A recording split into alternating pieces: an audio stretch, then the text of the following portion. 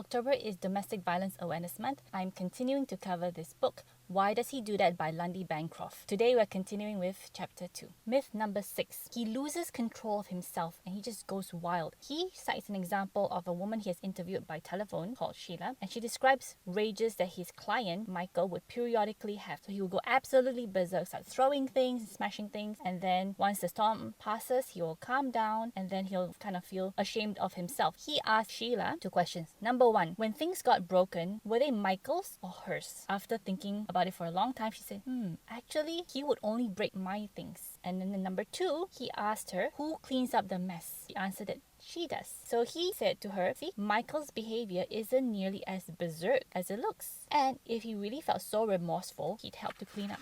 A common question that abuse victims always ask is he doing it on purpose? To illustrate that point, Lundy shares an example of how one of his clients, using this excuse of losing control, right? So he threw stuff around and he kicked her and fell on the floor. And then he asked this client, so she's now on the floor at your feet. It would have been easy for you to just kick her head, right? Since you said you've completely lost control. He can always give a reason why he stopped. And here are some of the common explanations. I wouldn't want to cause her a serious injury. I realized one of the children was watching, or I was afraid someone would call the police, or I could kill her if I did that. The fight was getting loud and I was afraid the neighbors would hear. And the most frequent response of all is, I wouldn't do that. I would never do something like that to her. The response that he has never received in 30 years of experience is, I don't know. While an abusive man is on an abusive rampage, verbally or physically, his mind maintains awareness on a key number of questions. Am I doing something that other people could find out about so that it will make me look bad? Am I doing anything that could get me in legal trouble? Could I hurt myself? Am I doing anything that I myself consider too cruel, gross, or violent? An abuser almost never does anything that he himself considers morally unacceptable. He may hide what he does because he thinks other people would disagree, but in his heart, he feels justified. Invariably, he has a reason that he considers good enough. So in short, an abuser's core problem is he has a distorted sense of right and wrong. In other words, the abuser's problem lies above all else in his belief that controlling or abusing his female partner is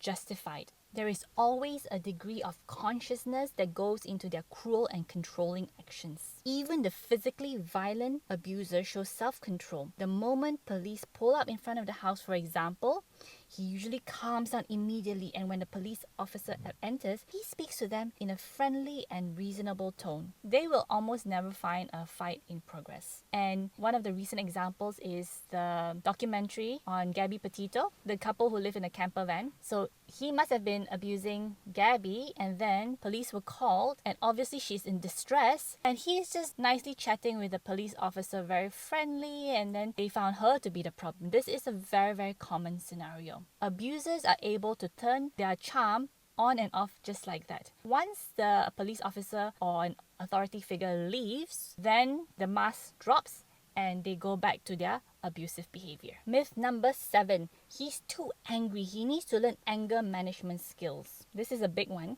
He says here, abusers are not abusive because they are angry. They are angry because they are abusive.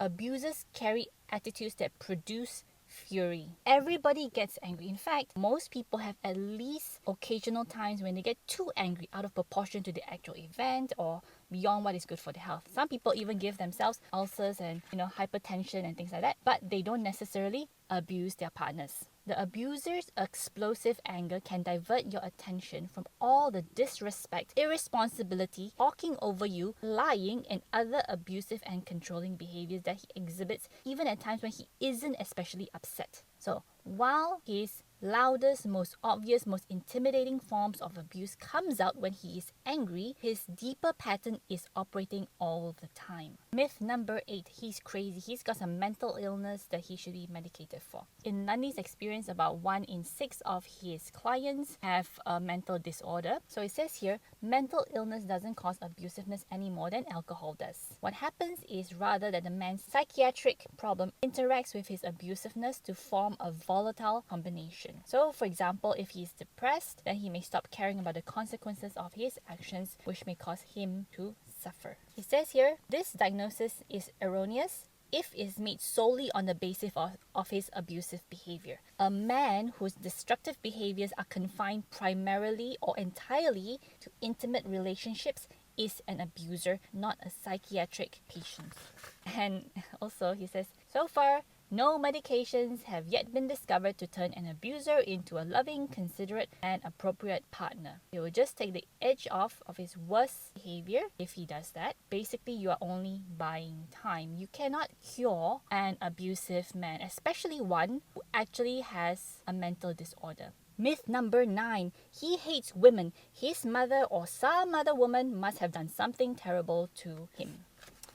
Now, the disrespect that abusive men so often direct towards women in general tends to be born out of their cultural values and conditioning rather than personal experience of being victimized by women. Of course, some men use this as an excuse, but it's just that, an excuse. However, it is important to note that research has shown that men who have abusive mothers do not tend to develop especially negative attitudes towards females, but men who have abusive fathers do. The disrespect that abusive men show their female partners and their daughters is often absorbed by their sons. So, it is by modeling. If they see abuse being modeled in their family of origin, this increases the likelihood of a boy growing up to be an abuser.